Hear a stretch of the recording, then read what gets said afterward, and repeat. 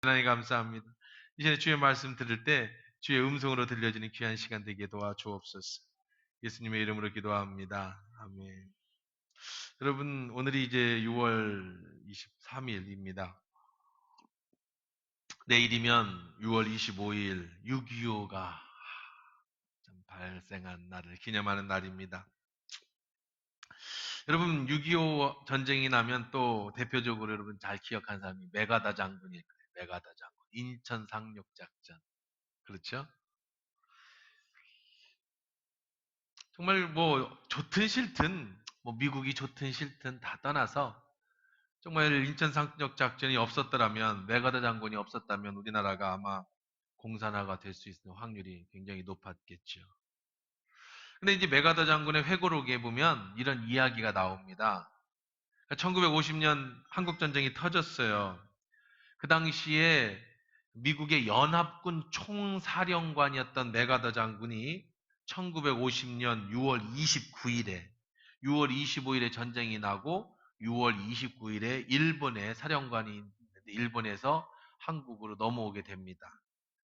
한국 정황을 살피기 위해서 부랴부랴 한강으로 가는데요. 한강 인도교를 갑니다. 왜냐하면 이 3일 만에 북한이 밀려와서 한강까지 침범을 해서 이제 미군에서 폭격을 내려가지고 한강 인도교를 무너뜨렸어요. 못 넘어오게.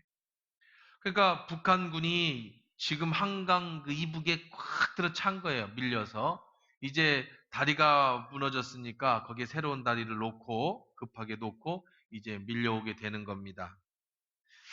그래서 이제 이쪽에서 쌍안경을 가지고 인도교 건너편을 이렇게 살피기 시작하죠. 그 인천에 가시면 거기 구둑연안간도 있고 인천 그 메가더 공원도 있고 그렇습니다. 근데 이게 여러분 텔레비전에서 보나 이렇게 사진으로 보면 메가더 장군이 이렇게 사진기를 탁 들고 저쪽을 내려다보는 그런 장면을 가끔 보죠. 어렸을 때 많이 봤죠. 인도교는 폭파됐고 건너편에는 인민군들이 꽉 차 있습니다.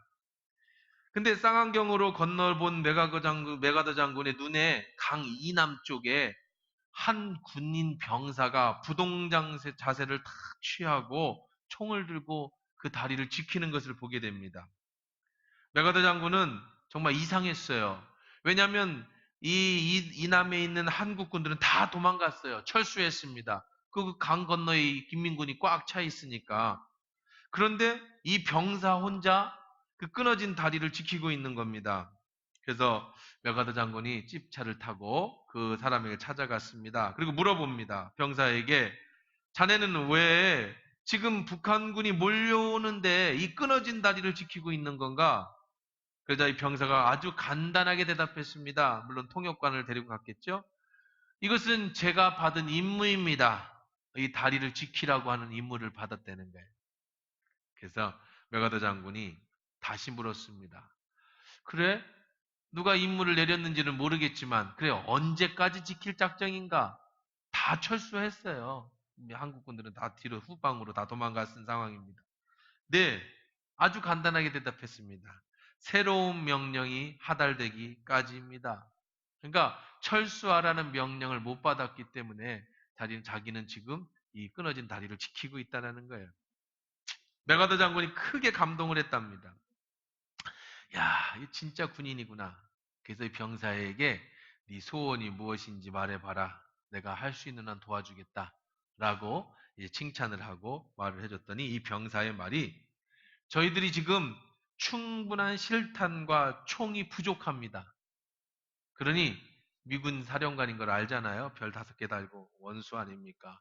그러니까 우리에게 실탄과 충분한 총을 지급해 주십시오.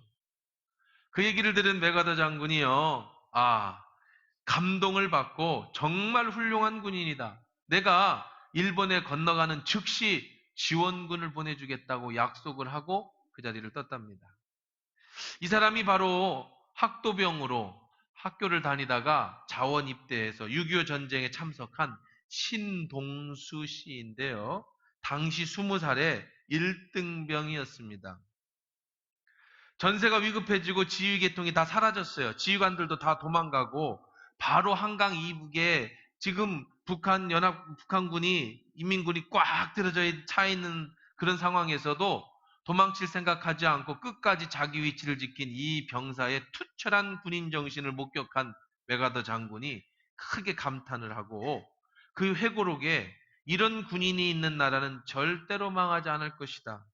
그거에 감동을 받아서 약속대로 일본에 돌아가고 미군 병력의 총 출동 명령을 내리고 유엔에다가 참전하도록 명령을 내려서 그것이 바로 한국 전투를 뒤집어 놓는 인천 상륙 작전이 되는 계기가 된 사건이 바로 이 신동수 일병 그 당시에 이 사람의 군인 정신 하나였다라고 이 메가더의 회고록에 적어놓고 있다는 겁니다.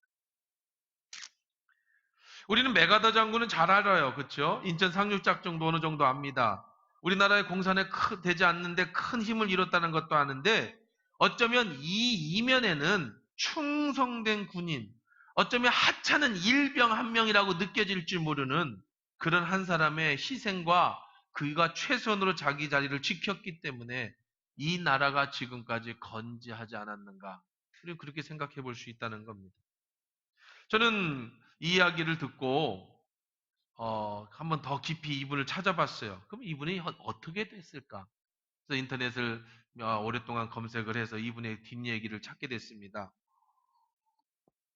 그 뒤로 이 신동수 씨 얘기는요, 이어지는데, 메가더 장군이 떠난 후에 이 신동수 씨가 속해 있던 소속 부대가 백골 부대 18연대 1대대 3중대였는데 6월 29일 날 메가더 장군이 이 사람을 만났고 7월 3일에 그 북한군이 최전방까지 밀려 내려왔답니다.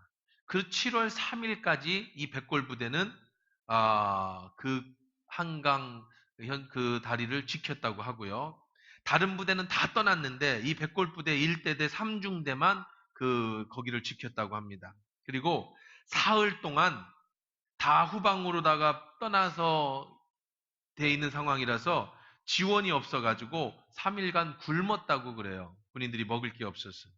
그런데도 이 백골부대 군인들이 떠나지 않은 것은 아직 철수 명령이 상급 부대에서 내려오지 않았기 때문이라는 겁니다. 결국은 교전이 시작됐습니다. 후퇴 명령이 떨어졌습니다. 그때는 언제 떨어졌느냐? 북한군이 한강 다리를 건넌 후에 후퇴 명령이 떨어졌습니다. 최종 남은 부대원이 100명이었는데 그 당시에 후퇴하면서 다 죽고 지금까지 그 당시에 살아남은 부대원이 7명이었다고 하고요. 7명이 그 100명의 그 마지막까지 그 북한군과 처절하게 교전을 벌인 덕분에 시간을 벌어서 인민군이 서울 함락이 많이 늦어졌다고 합니다. 그래서 유엔군이 조기 전선에 투입할 수 있는 시간을 벌어줬다고 이 군사 전문가들이 그때 상황을 얘기하고 있는데 그때 이 신동수 씨는 후퇴를 하다가 다리에 총상을 맞고 그리고 위인가에 들어갔는데 치료를 받지 못해서 다리에 구더기가 생기고 후에 이제 포로로 잡히고 다리를 절단해서 지금까지 생존해져 있습니다. 여러분 메가더 장군은 아는데 어쩌면 이 나라를 구했던 신동수 씨에 대해서는 여러분 잘 모르지요. 이제 6월 25일 6.25가 며칠 남지 않았습니다. 이 땅에 평화가 온 것은 이 나라를 지키기 위해서 희생한 많은 우리들의 군인들, 또 이 나라를 지켰던 분들이 계셨음을 여러분 기억하시고 그들을 위해서 또 감사할 수 있는 우리들이 또한 되어야 될 줄 믿습니다. 우리는 위대한 사도 바울은 잘 압니다. 사실 사도 바울은 정말 위대한 사도는 분명합니다. 그런데 사도 바울 혼자서 그 일을 다 했다라고는 말할 수가 없는 거예요. 메가더 장군이 위대한 건 알지만 메가더 장군 이 이면에는 내면에는 정말 이 나라를 지킨 수많은 호국영령들이 있었다라는 것을 우리가 알아야 되듯이 바울이라고 하는 위대한 사도도 중요하지만 그 사도 뒤에는 바울을 도와주었던 수많은 그런 바울의 동역자들이 있었다라는 것도 우리가 알아야 된다는 것이죠. 전 축구를 좋아합니다. 축구만큼 좋은 팀 플레이도 없어요. 이번에도 우리 한국의 20세 이하인가요? 뭐 가서 월드컵에서 2등을 했다는 뉴스만 들었습니다. 뭐 방송을 볼 수 있는 여건이 안 돼서 못 봤는데. 근데 축구를 보십시오. 대부분 사람들은 공격수를 좋아합니다. 골 넣는 공격수를 좋아하죠. 공격수에 관심을 가집니다. 공격수가 많은 연봉을 받습니다.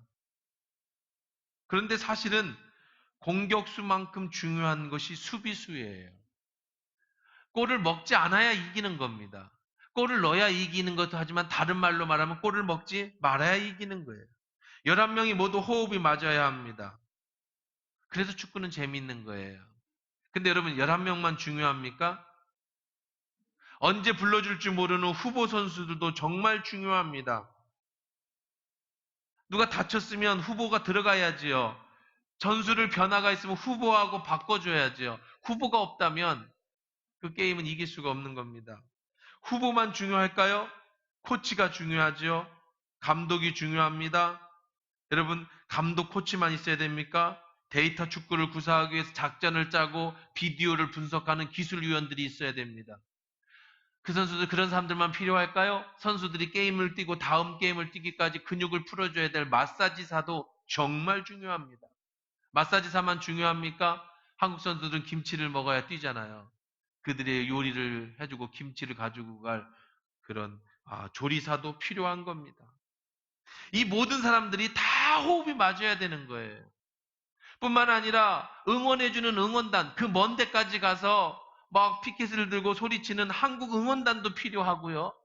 또 늦은 시간에 잠 안 자고 텔레비에서 그 같이 가슴 졸이며 보는 한국 국민들도 필요한 거예요.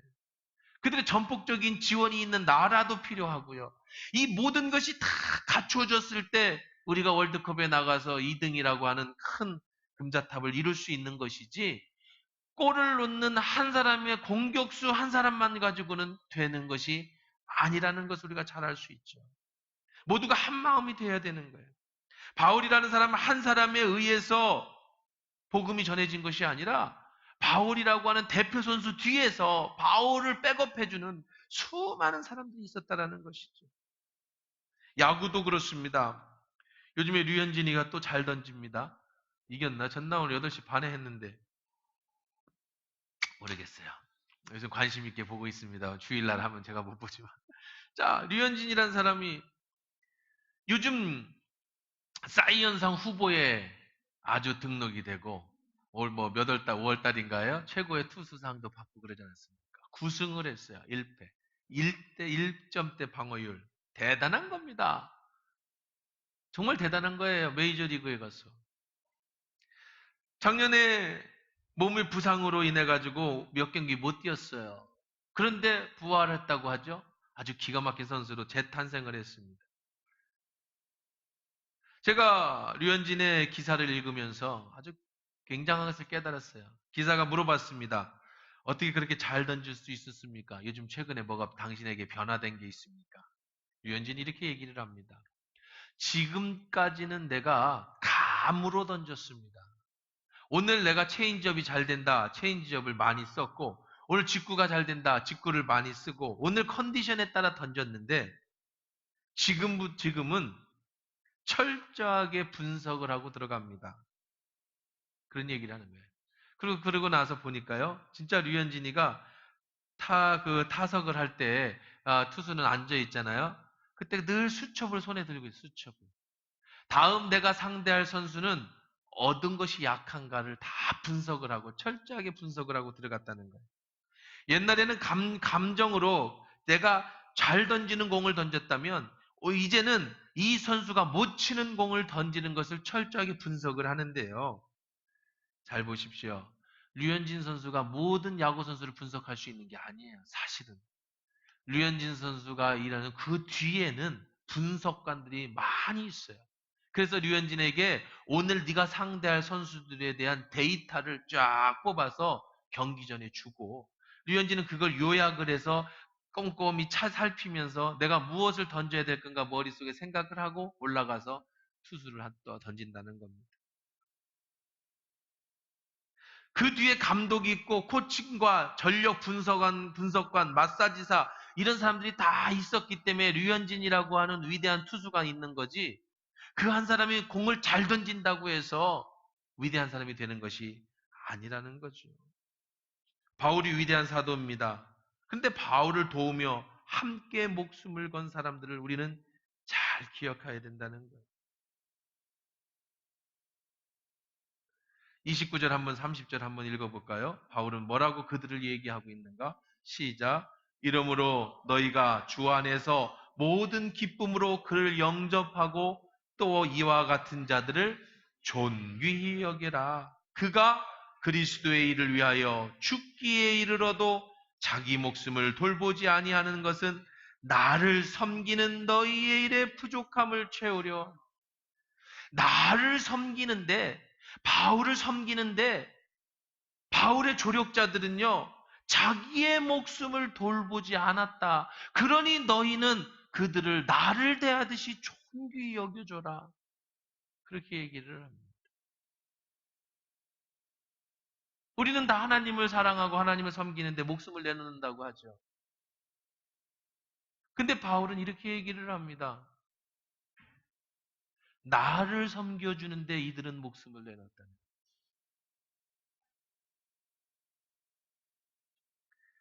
바울이 교주입니까? 바울이 뭐 무슨 예수님만큼이나 뭐 위대한 사람입니까? 이 사람들이 그래. 아마 누가 어느 목사가 그렇게 설교한다고 그러면 저 사람 교주 아니야? 그럴 겁니다. 근데 바울은 그렇게 얘기하지 않아요. 나를 섬겨주는 일에 자기 목숨을 돌보지 않는. 영화에서도 주연이 정말 중요하지만 주연이 빛나게 해주는 것은 그 뒤에 조연들이 있었기 때문입니다. 그 사람 중에 한 사람이 바로 디모데라는 사람입니다. 바울은 두 명을 이야기하고 있습니다. 디모데와 에바브로 티도입니다. 감옥에 갇혀 있는 바울은 빌립보 성도들이 너무 보고 싶었어요. 제가 한 주 동안 나가 있다 보니까 정말 보고 싶더라고요. 성도들이 주일날 제 다른 교회 가서 설교를 하는데도 우리 교회 가고 싶고 뭐 그런 마음이 있어요. 정말 보고 싶더라고요. 근데 바울은 빌립보 교회에 떠난 지가 많이 됐고요. 감옥에 있어요. 얼마나 보고 싶겠습니까? 얼마나 가고 싶겠습니까? 근데 바울은 갈 수가 없어요. 지금 죄수된 죄수로서 거기에 있거든요. 너무나도 그리운 마음에 내가 갈 수는 없지만 내 형편을 가장 잘 아는, 그리고 너희들을 가장 잘 돌볼 수 있는 디모데를 너희에게 보낸다. 내가 가는 것이다. 이런 마음으로 그들이 바울은 디모데를 청구하고 있는 거예요. 바울은 자신이 살아서 돌아갈 것이다. 확신을 하고 있습니다. 난 꼭 갈 거다. 물론 그렇게 안 됐습니다. 그렇죠? 24절에 나도 속히 가게 될 것을 주 안에서 확신하노라. 근데 그렇게 안 됐어요. 못 갔습니다. 거기서 죽었습니다. 바울은 그때까지만 해도 확신했어요. 그러나 23절에 보면 그러므로 내가 내 일을 어떻게 될지를 보아서 곧 이 사람을 보내기를 바란다. 그렇게 얘기를 하는 겁니다. 바로 디모데와 에바브로디들을 보내기를 원한다라는 겁니다. 그럼 디모데가 어떤 사람이었을까요? 19절, 20절에 디모데를 한번 소개하고 있습니다. 같이 읽어볼까요? 시작. 내가 디모데를 속히 너희에게 보내기를 주 안에서 바람은 너희의 사정을 알므로 안위를 받기 함이니 이는 뜻을 같이 하여 너희의 사정을 진실히 생각할 자가 이밖에 내게. 바울이 인생을 통틀어서 바울이 지금까지 자기의 사도직을 다 보고 정말 내 마음을 다 줄 수 있는 사람, 한 사람을 뽑으라. 그게 누구였다고요? 디모데였어요. 그래서 디모데 전후서에 보면 내 아들이다라고 얘기를 해요. 내 속의 사정을 그대로 전해줄 수 있는 사람이 이밖에 없다. 근데 여기에서 뜻을 같이 하여라고 얘기를 합니다. 뜻을 같이 하여. 뜻을 같이 한다라는 뜻은 이 원어를 통해서 보면 무슨 말이냐면 내 영혼을 같이 한다라는 뜻이에요. 영혼을 같이 한다. 다시 말해서 내 영혼이 이 사람의 영혼이다. 한 영혼이다. 지금 내가 디모데를 보내는데 디모데를 보내는 것이 아니라 누구를 보내는 것이다. 내가 가는 것이다. 완전한 신뢰예요. 어떤 사람이 빚을 받기 위해서 아들을 보냈습니다. 아들에게 모든 정권을 임했어요. 아들이 갔습니다. 가서 돈을 빚을 받으러 가보니까 그 집이 너무 연약하고 어려워요. 그래서 아들이 마음에 감동이 왔어요. 그래, 당신의 빚을 다 탕감해 주겠소? 라고 집에 돌아왔어요. 아버지가 물어봤어요. 야, 빚은 받았니? 아버지, 가보니까 사정이 이렇습니다. 그래서 빚을 다 탕감하고 왔습니다. 가능하지요? 왜요? 아들이니까. 그것처럼 바울은 너희들을 돌볼 수가 없어요. 감옥에 있기 때문에. 그러나 내 아들과 같은 디모데, 내 영을 같이 한 디모데를 너희에게 보낸다. 지금과 같이 전화가 있으면 전화로 상황을 보고받을 수 있겠죠. 근데 지금 바울이 빌립보 소식을 에바브로디도 편에 들었는데 무슨 큰 소식이 있냐면 이 빌립보 교회가 너무 좋다 보니까 여자 리더 둘이 있는데 싸워. 둘 다 좋은 사람들이에요. 근데 이 둘이 싸워. 교회에서 너무 일을 잘하려다 보니까 경쟁이 너무 심해졌어요. 그래서 바울이 마음이 굉장히 부담스럽고 무거웠어요. 그래서 지금 디모데에게 이 일을 풀어주기 위해서 보내는 것입니다. 내가 모든 형편, 지금 있는 모든 형편을 잘 알 수가 없어. 지금처럼 전화를 해도 통화를 해서라든지 뭐 이메일을 해서라든지 상황을 듣고 야, 김 권사가 참아야 되겠구만 이번 일은. 김 권사 네가 좀 참아야 될 일이었네. 아, 이번에 박 권사 네가 아니었어. 그게 아니고 지금 오해를 한 거야. 이렇게 좀 바울이 좀 해주고 싶은데 할 수가 없어. 무슨 일인지. 교회가 지금 분열되고 있다는 얘기는 들었어요. 근데 무슨 내용인지 어떻게 해결해야 될지 알 수가 없어요. 그래서 지금 아들과 같은 디모데에게 내용이 통일한 디모데에게 보내면서 이제 모든 정권을 디모데에게 일임하고 있는 거예요. 너희 사정을 진실히 생각할 자가 이밖에 없다. 이 사람밖에 없다. 나와 똑같은 마음을 품고 너희에게 할 사람이 이 사람밖에 없다. 그렇게 디모데는 지금 바울은 디모데를 추천하고 있습니다. 그럼 이 디모데는 도대체 어떤 사람인가? 이름 자체가 하나님을 공경하라, 하나님의 영예 이런 뜻을 가졌어요. 디모데는. 우리나라 이름으로 하면 우리나라도 이제 한문으로 그런 뜻이 있잖아요. 김하공 이런 뜻이에요. 김하공. 하나님을 공경하라. 김하영 하나님의 영광이다. 이런 뜻입니다. 이름 자체에 그런 뜻이 있는 거예요. 이름에서 알다시피 우리도 이름을 짓다 보면 대충 얘네 엄마가 기독교인인지 아닌지 알겠죠. 이름을 그렇게 짓잖아요. 그렇죠? 이름도 요즘도 이렇게 뭐 이름 지을 때 기독교 이름 많이 짓지 않습니까? 이름에서 알다시피 이 디모데는 모태신앙입니다. 아버지는 이방인 헬라 사람이고 어머니 유니게는 기독교인으로 개종한 유태인이에요. 할머니 외조모가 먼저 예수를 믿게 됐는데 3대 믿음의 집안인데요. 믿음이 좋아서 어릴 때부터 주일학교 때부터 잘 배운 사람입니다. 근데 그는 바울을 만나기 전까지 그저 평범한 사람이었는데 2차 전도여행 때 갈라디아 여러 나라를 여러 교회를 방문하다가 디모데를 만납니다. 그리고 전도여행을 데리고 다니면서 디모데를 제자 훈련시켰어요. 그래서 제자가 됩니다. 근데 이 디모데는 약간 문제가 있는 사람입니다. 어떤 문제가 있는 사람이냐면 이 모태신앙이 대부분 그렇고 사람들이 좀 그렇듯이 연약해요. 굉장히 연약한 사람입니다. 그리고 병이 있어요. 쉽게 쓰러지는 병이 있습니다. 연약한 데다가 병이 있어요.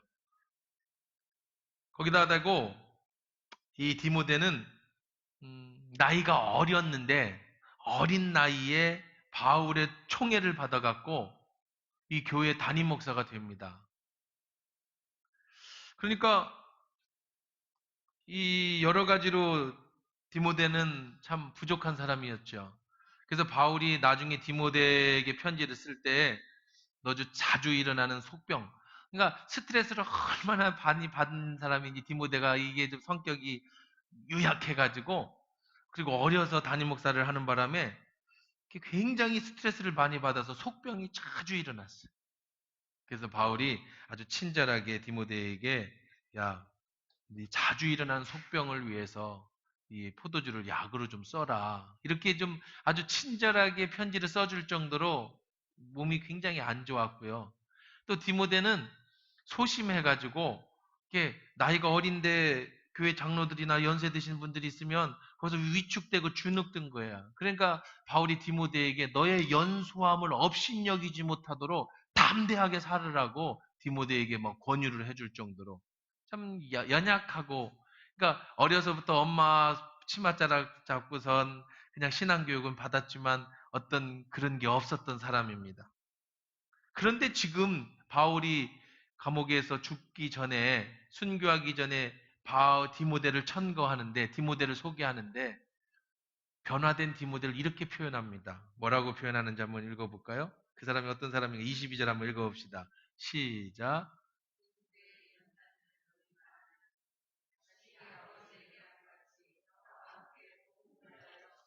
지금 디모데는 그때의 연약한 디모데가 아니라고. 지금의 디모데는 그때 어린 디모데가 아니라고요. 그는 어떻게 변했느냐면요. 21절에 그들이 다 자기의 일을 구하고 그리스도 예수의 일을 구하지 아니하는데 사람들이 다 도망가고 힘든데 다 떠날 때 디모데는 어떻게 됐느냐? 22절에 디모데의 연단을 하나니. 디모데가 연단 받았어요. 연단이 뭡니까? 연단.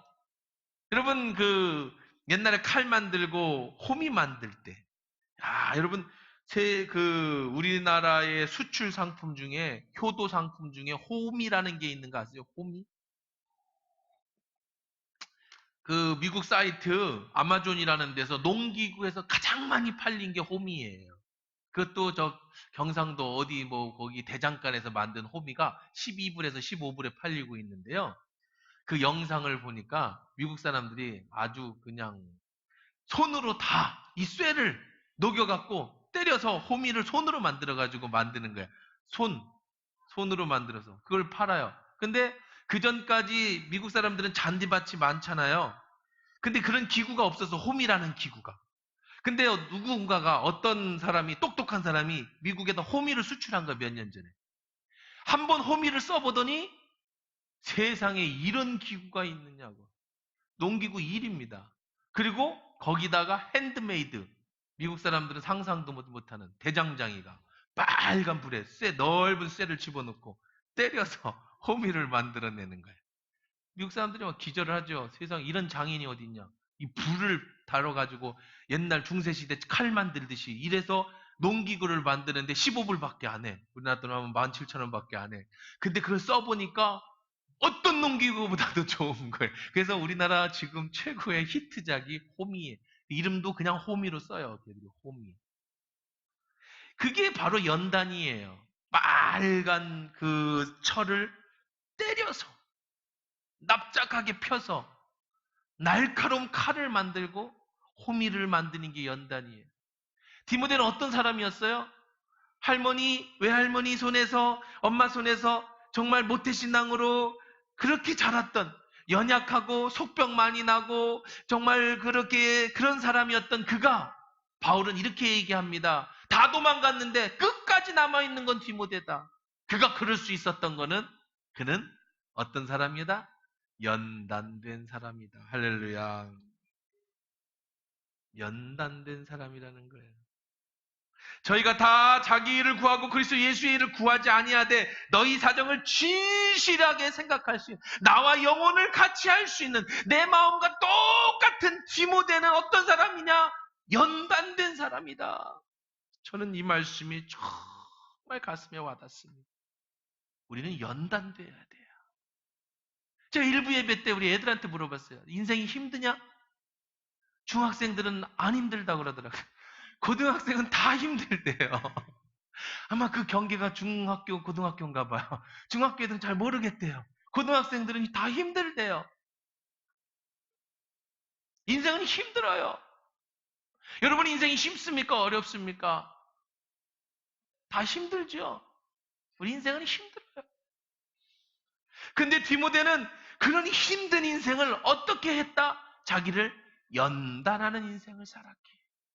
그래서 바울이 나와 영혼을 같이 하는 사람이라고 인정받는 사람이 되었더라. 다 도망갔다는 거예요. 못 참고. 그들이 다 자기의 일을 구하고 그리스도의 일을 구하지 않는데 디모데는 연단된 사람이 이게 지금도 남아있다는 거예요. 여기 남아있다는 거예요. 손다리 목사님이 총회장님이시잖아요. 총회장 지나 우리 교회에서 설교하셨죠. 이번에 CBS 이사장이 되셨더라고요. CBS 이사장이면 대단한 겁니다. 우리나라. 우리 전북 CBS가 아니라 우리나라 CBS 방송국 이사장이 되셨어요. 그분이 우리 교회 오셨을 때 한교에서 30년을 목회를 하셨어요. 그래서 제가 물어봤습니다. 목사님, 어떻게 하면 저는 20년을 목회를 했는데 30년을 목회하실 수 있습니까? 저는 아주 뭐 거창한 얘기가 나올 줄 알았어요. 믿음으로 인내하면서 이렇게 할 줄 알았어요. 그랬더니 하시는 말씀이 떠나고 싶을 때 콕 참고 성도들이 내쫓으려고 할 때 끝까지 버티면 30년을 할 수 있는 아주 현실적인 말씀을 하죠. 정말 날 사랑하셔서 정말 이해가 되는 말씀을 해주세요. 그게 나도 간두고 싶을 때가 한두 번이 아니고 성도들도 젊은 목사, 좋은 목사 보내고 싶을 때, 모시고 싶을 때 얼마나 많겠냐. 그거 참으면 30년 할 수 있어요. 정말 대단하신 분. 그렇습니다. 맞습니다. 디모데가 위대한 건 그는 연단된 사람이었기 때문에 지금도 바울 옆에 남아 있었기 때문이라는 거예요. 다 떠날 때, 모두 포기하고 싶을 때, 모두 그만두고 싶을 때, 모두 다 원망하고 싶을 때, 모두 다 남 탓하고 싶을 때, 인생이 힘들어서 내가 남편 탓하고 싶고, 아내 탓하고 싶고, 목사님 탓하고 싶고, 교회 탓하고 싶고, 다 남 탓하고 싶을 때, 그래서 그냥 보란 듯이 그냥 다 떠나버리고 싶을 때, 뭔가 새로운 일을 시작하고 싶을 때, 그들이 다 자기의 일을 구하고 그리스도 예수의 일을 구하지 않을 때, 디모데의 연단을 너희가 하나니 자식이 아버지께 함과 같이. 디모데는 철저하게 그저 바울이에요. 예수님 다음에 바울이에요.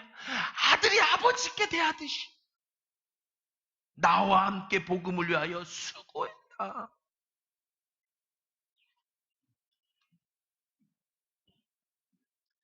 저도 그런 사람이 되고 싶고 또 그런 사람들이 주변에 옆에 있었으면 좋겠어요. 요즘은 이런 사람을 찾기가 힘든 시대입니다. 다 주인공이 되고 싶어요. 다 바울이 되고 싶어요.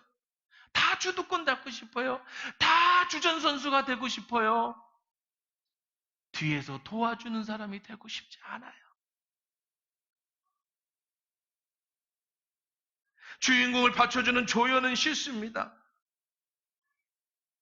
잘 참을 수 있어요. 왜요? 내가 언젠가는 주연이 될 거니까. 그런데 네가 평생 조연만 한다고 한다면 넌 참을 수 있냐? 참을 수 없어. 끝까지 조연만 하다 인생을 마치고 싶은 사람이 어디 있겠습니까?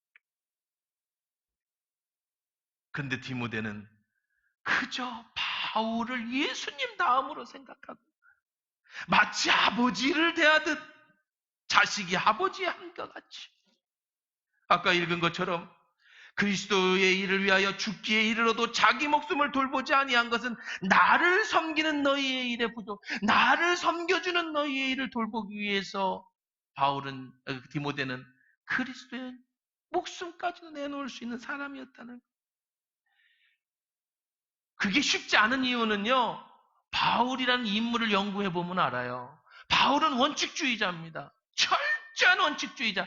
조금도 어떤 흠이나 티를 보는 것을 참지 못하는 사람이었어요. 젊어서는요. 바울이 젊어서 예수 믿는 사람을 잡아 죽이는 것이 자기의 사명으로 알아서 20대 때 살인을 하고 사람을 잡아 죽이는 것을 자기 능력으로 알아서 그런 살인 면허를 받아갖고 스데반을 죽이는데 동참했던 사람이 바울이었어요. 그래서 나중에 자기를 괴수라고 부릅니다. 나의 옛날을 돌이켜보면 나 같은 괴수를 어떻게 하나님이 그렇게 얘기할 정도로 우리가 잘 아는 것처럼 누가는 바울을 떠나버리지 않았습니까? 마가는 바울을 떠나지 않았습니까? 그것 때문에 바울이 분쟁을 일으키지 않았습니까? 나중에 바울이 사도들하고도 분쟁을 일으키지 않았습니까? 바울은요, 철저한 원칙론자이기 때문에 자기 원칙과 위배되는 사람하고는요, 그가 사도라 할지라도 내가 개발을 책망했다라고 자신있게 얘기하는 사람이에요. 그런 원칙주의자를 끝까지 섬길 수 있었던 디모데는 과연 어떤 사람이었을까? 참 존경할 만한 사람이었겠죠. 디모데가 다른 사람과 달랐던 것은 마음이 달랐다는 거예요. 바울을 보면 벌써 바울 옆에 사람이 수없이 도망갔을 건데, 자기 출세를 보며 벌써 독립했을 것인데, 끝까지 바울 옆에서 자기의 마음을 다 내려놓을 수 있었던 디모데. 하나님을 향한 마음, 교회를 향한 마음을 가졌던 디모데. 가끔 저는 우리 교회 성도들을 봅니다. 평일인데도 와서, 제가 평일에 교회에 있으면 꼭 오셔요. 거의 평일에도 늘 왔다 갔다들 하시고, 식사 준비도 하시고, 청소도 하시고, 뭐 교회 그 성경 쓰기로도 오시고,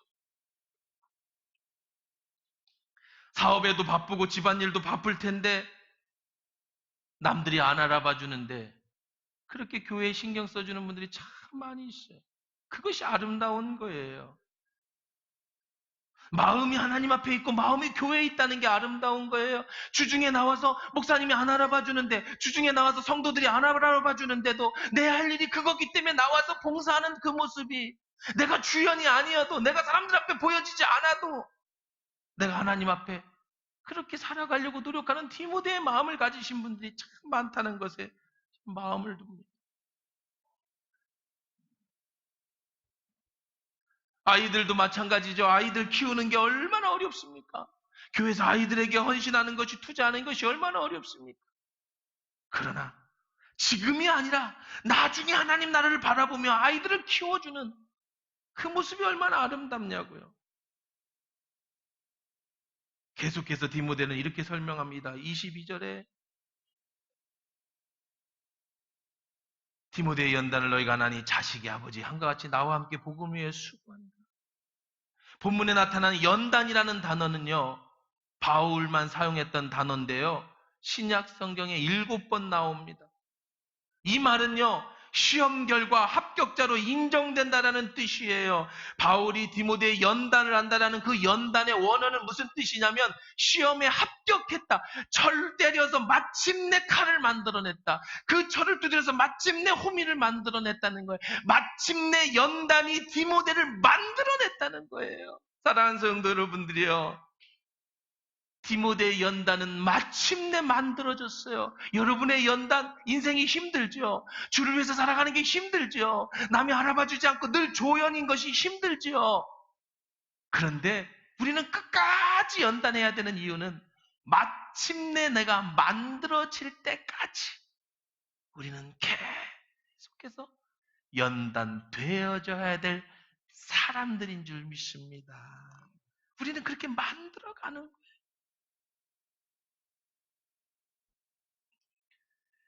부정적인 몸이지만, 연약한 몸이지만 연단되어지면서 마침내 쓰임받을 수 있었던 디모데처럼, 연단이 디모데를 영적으로 성숙시켜 주신 것처럼, 성숙시켜 준 것처럼 여러분들도 연단 받기를 주의 이름으로 축원합니다. 연단은 끝까지 참는 거예요. 주의 사역에서 조연은 있을 수 있습니다. 그러나 내 인생은 내가 주연입니다. 내 주연인 나의 인생에서 연단은 나를 만들어가는 겁니다. 그래서 만들어서 어떻게 하려고요? 하나님 나라가 임할 때 그 만들어진 여러분이 하나님 나라에 크게 쓰임받는 사람이 되는 것이에요. 우리의 이 땅의 삶은 지금도 연단되고 있는 거예요. 인생이 힘들잖아요. 신앙생활이 힘들잖아요. 또 누가 나를 때리잖아요. 삶에 자꾸 나를 때리잖아요. 또 불 속에 집어넣잖아요. 또 불 속에 집어넣잖아요. 그렇게 나는 지금도 계속 만들어져 가는 거예요. 연단될 때까지. 그래서 마침내 하나님 나라가 임할 때, 그 나라가 킹덤 오브 헤븐, 하나님 나라가 임할 때 연단된 그 모습이 하나님 앞에 쓰임받는 사람으로, 그의 나라의 귀한 일꾼으로 이 땅에서 적은 일에 충성한 그 충성이 하나님 나라에서 크게 쓰임받게 된다는 거예요. 그래서 우리는 오늘도 연단되어져 가는 과정입니다. 저도 연단되어져는 과정이고 여러분들도 연단되어져 가는 과정이고, 그렇게 연단되어져야 하나님 앞에 쓰임받을 수 있어요. 이 땅의 삶이 모두가 끝이 아니기 때문에. 텔레비전에 보십시오. 성공시대에 등장하시는 분들, 달인에 등장하신 분들 보세요. 공통점이 있는데 그건 바로 다 연단을 겪고 일어선 사람이라는 특징이 있어요. 제가 두 가지를 좋아하는데 텔레비 프로에서 하나는 자연인이고요. 하나는 이런 성공시대 프로입니다. 근데 두 개가 틀려요. 자연인을 보고 있으면 저 사람이 왜 실패해가지고 산으로 들어왔을까? 그게 궁금해요. 도대체 뭘 때문에 산에 왔을까? 그 뭐 사업에 실패하고 병이 있고 그래서 산에 왔구나. 성공시대를 보면 어떻게 연단을 이겨서 성공했을까? 그게 궁금하죠. 여러분은 실패한 인생이 궁금합니까? 성공하는 인생이 궁금하십니까? 인생의 성공은요, 삶의 성공은 끝까지 참는 데 있습니다. 믿음은 가지고 디모데의 연단을 배우시면서 오늘 여러분의 삶이 연단되어진다 할지라도 그 신앙 믿음 가지고, 비록 내가 주연이 안 되고 조연이라 할지라도 내 인생의 주연은 나라는 것을 믿고 그저 하나님 앞에 쓰임받음에 감사하면서 하나님 앞에 연단되어져 가는 디모데와 같은 그런 좋은 일꾼들 다 되기를 주의 이름으로 축원합니다. 같이 일어나서 기도하십시다.